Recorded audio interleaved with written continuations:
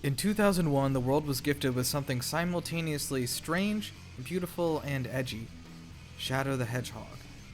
In Sonic Adventure 2 Battle, Shadow is introduced as a dark, gritty anti-hero, sort of as an antithesis to Sonic, and he plays by no one's rules, even his own.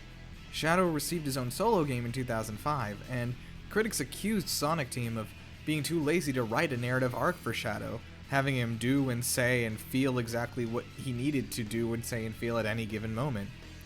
And to that I say, you're thinking too small. Sonic Team was playing 5D chess, and you thought we were playing checkers.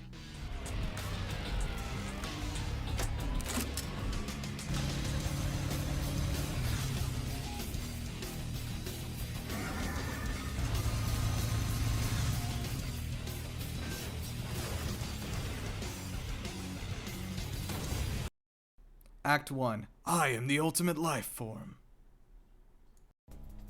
First, we need to discuss narrative structures. If you've ever taken a screenwriting class, you'll probably be familiar with the 3-act structure, also known as the 3 disasters model sometimes. It's the basic model that nearly all films, books, and games are built off of, and even each episode of a TV show is sort of a microcosm of this idea. So, the story begins with an introduction showing the status quo of the protagonist and interrupting it with a call to action. Something has changed the status quo in the world, otherwise we wouldn't be starting the story here. There wouldn't be a story to tell. So, an outside force, usually an antagonist or antagonizing force of some kind, causes what we call the first disaster or the first climax. The protagonist responds by answering the call to action. In doing so, they directly or indirectly cause the second disaster or second climax. Then you have the low point where all is lost. And finally, the protagonist confronts the antagonist or antagonizing force, and they typically triumph. And then we have the falling action and the conclusion. And that's it. That's everything you've ever consumed. I don't mean that to be derogatory, obviously. People keep making stories with the same general structure because it's good. So these climaxes can be something as small as Knuckles has found another Chaos Emerald, or it could be something as big as Luke, I am your father. But they're in there. I'm not in the right mood for Shadow. I'm turning off the lights. So, if you're somehow not familiar with the 2005 masterpiece Shadow the Hedgehog, here's a quick summary. After the events of Sonic Heroes that left Shadow with amnesia, wandering the world in search of answers, we find him outside the city of Westopolis, staring longingly into the distance as a storm of alien demons arrives. So, here's our start. The status quo has changed because alien demons, led by the very tall Black Doom, have invaded Earth to take over the world, right? Black Doom issues the call to action to Shadow, asking him for help taking over the world, and in exchange, he'll help Shadow remember where he came from. So, this is where things start to go a little awry. Some of you may know that Shadow the Hedgehog is a rather unusual method of story progression. In each stage, you have 3 choices of mission, and one of them's hero, one is dark, and one is neutral.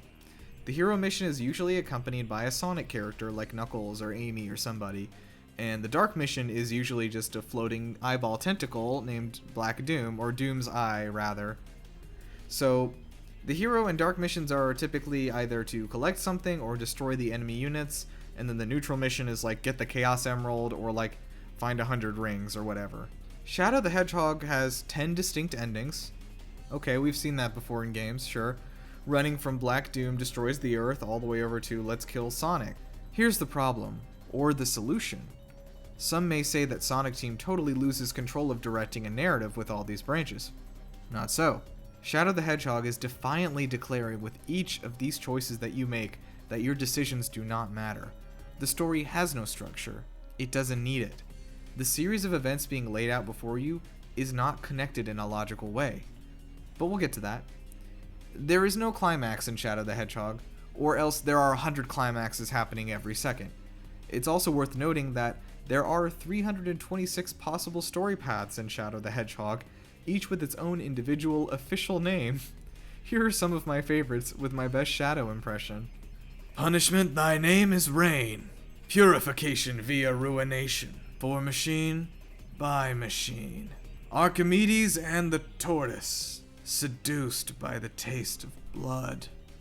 Coffin of memories. Crystal of tragic knowledge. Life is guilt. Fun fact, each of those is also the name of a Kingdom Hearts game. True story. Act 2. I found you, faker. It has long been my belief that the best stories are born of dedication to thematic consistency. Understand your primary and secondary themes before you start writing the actual lines, and after you're done with the scene, reflect on it and ask, is this tonally consistent with what I've been talking about? In Death Stranding, the theme is all about tying people together who have been apart and suffering to lessen the suffering of others. The social features of building structures to aid others to your own detriment, that's tonal consistency. And then we have Cyberpunk 2077. You have a story built around how the oppressive government and corporations are controlling society, and you and Johnny Silverhand are going to overthrow them, but the second you step into the open world, you're helping cops track down small-time drug dealers and killing them for money. That's tonal dissonance. The reason a scene feels right is typically because it either directly or indirectly agrees with the theme, or else contradicts it to set up a rebuttal in the future. We call this build-up and payoff. In Game of Thrones, we watch Ned Stark trust people over and over again that he shouldn't, riding against the prevailing theme that no one in King's Landing can be trusted. That build is rewarded with the payoff of his death, confirming that thematic consistency retroactively. I heard a noise and I got scared, so I turned the lights on again. In Shadow the Hedgehog, Shadow is faced with a choice to go hero or dark, but it's not even every level that you're making this decision, it's every second. If I'm running through the ruins and I kill an egg robot, Black Doom appears to congratulate me. Seconds later, I accidentally shoot a black alien, and Dr. Eggman is with me, congratulating me on my decision to join him. There is no consistency to these decisions. I could join and betray and join Dr. Eggman 100 times in one level. And I have, and I will, and I must. Frankly, with the clunkiness of the shooting, it seems that the game is almost encouraging that. You're never quite sure who you are shooting. Shadow the Hedgehog presents a story themed around remembering who you are, finding out who you want to be, and then making the decision to be that person. I don't think calling the gameplay tonally dissonant to this does it justice. Shadow makes 1,000 decisions that conflict with each other, everywhere at once, all the time, about everything, but all for nobody. But it doesn't matter because Knuckles is in this one, so we accept it. Shadow's heartbreaking story of remembering this one person he ever loved, Maria, and then shooting Sonic in the head the next second, is hard to come to grips with. Unless we must understand that Shadow the Hedgehog once again transcends theme. The lesson to be learned in this game is that you should simultaneously do everything possible and nothing all at once. And if you do, then everything will happen at once, and also nothing will happen. This approach makes our previous understanding of storytelling moot. Shadow incorporates every possible iteration of every action into one character, and so has incorporated the core themes of every piece of media ever produced, and every story ever told. Shadow the Hedgehog is everything, everywhere, everyone, every day. Remember that for later. I had to delete several pages of my script because it turned out that they were just screaming. So, Act 3. Chaos Control! Conflict is what makes the story the story. If there's no conflict, then there's nothing to talk about. Refer back to what I said about breaking the status quo to start the story. If there's no conflict happening at this point in time, then we don't have a story. We've started in the wrong place. There are several types of conflict. Literature scholars have argued over the years countless times about how many there really are, but I've settled on just 5 for right now. Think of any story you like, and usually the primary conflict can be classified into one of these 5 broad categories. 1. Man versus man. This is pretty self-explanatory. You have an acting protagonist and an acting antagonist, and they're both people, or hedgehogs. You have the conflict created by the struggle between them, both trying to reach for the goal that they want. So like Final Fantasy VII, Cloud and Sephiroth's struggles are what's driving the plot. It's a man versus man story. Number 2, man versus nature. This is mostly about survival stories, but this could also have forces of nature, like animals or like, natural disasters. Really just anything where it's an uncontrollable force. There's not somebody specifically acting against the protagonist. So some games like Minecraft or really any survival game, Dying Light, Left 4 Dead, things like that. Number 3, man versus self. The protagonist must confront themselves to influence the outcome. The climax is them making a decision, rather than them acting to stop somebody else. Hellblade: Senua's Sacrifice, Little Nightmares, Sayonara Wild Hearts are ones that come to mind. It's mostly conceptual stuff. Number 4, Man vs. Society. That's somebody trying to save the world by breaking the status quo and resetting a balance in the world that they feel that society doesn't understand. This is something like Cyberpunk 2077 or the Fallout games. And finally, number 5, Man vs. Fate, which is not as common these days, but you can see it in Supergiant's Hades. The front-facing conflict is, of course, a man versus man struggle between Zagreus and his father, Hades, but in reality, whenever he does break past his father, the greater conflict reveals itself in that Fate has decided that he must stay in the underworld. He's like literally just fighting his own destiny, and destiny is the antagonizing force in that story. So, how does this tie into Shadow the Hedgehog? Okay, so his primary struggle is against Black Doom, right? Very impressive, Shadow. Who are you? Or Sonic, I guess, or Eggman, or Knuckles, or Vector the Croc. Anyway, that's man versus man. So, Shadow is also fighting an impending force of aliens that are invading all the time, blocking the sun, causing natural disasters. There are tornadoes, floods.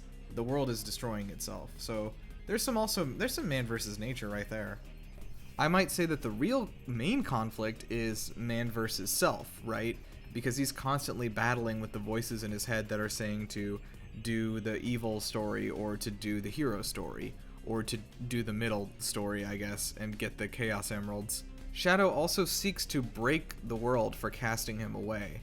He feels that it's unfair that the world forgot him, and he thinks that in turn the world should be forgotten. He seeks to upset the status quo by letting the conflict destroy the world.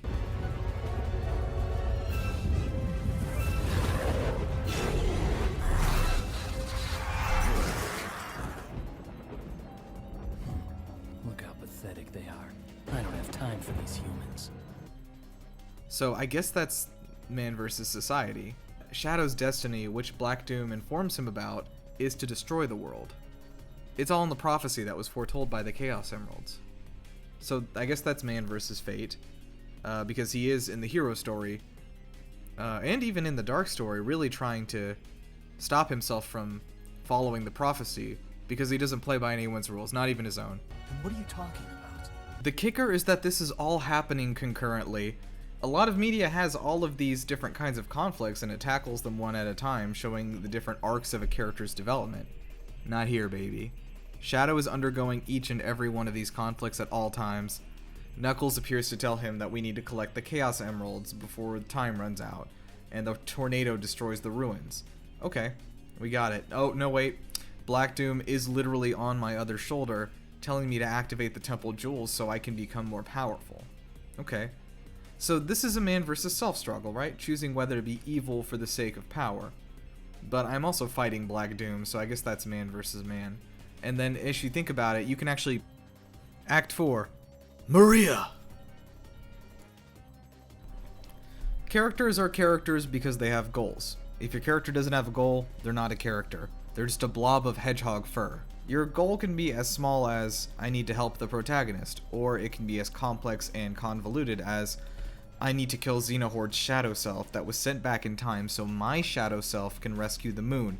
Well, not the moon, it's like the moon. It's a second moon, it's a different than... That's not to say that goals don't change. In fact, I think the most interesting protagonists are what we call dynamic characters, the ones that their goals change throughout the story as they get new information and undergo different experiences. You can also have static characters, which is the opposite of that, and they stay the same the whole time, and that's just fine too. B.J. Blazkowicz in Wolfenstein: The New Order is a great example.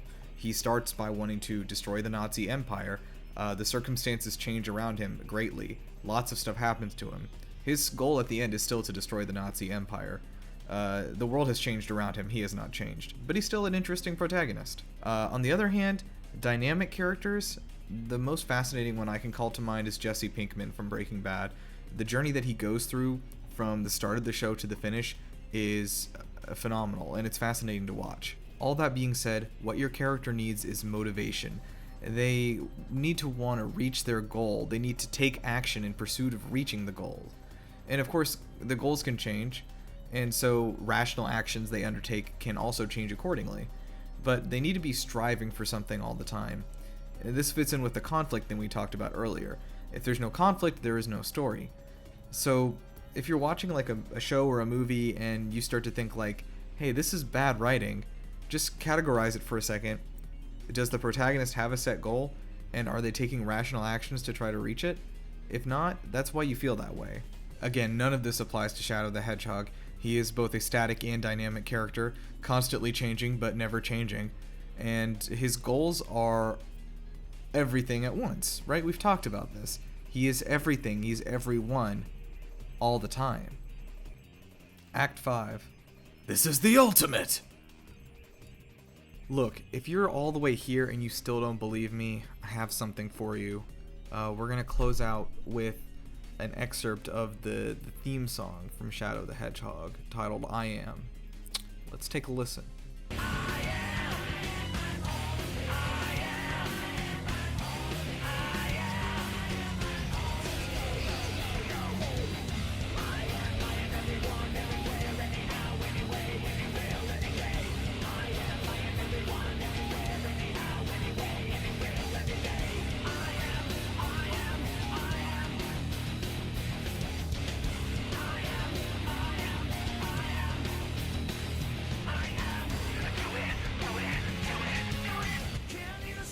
Those of you who made it through that whole thing, I love you dearly. Thank you so much. Subscribe to us here at GameLuster for more stuff like this, I guess.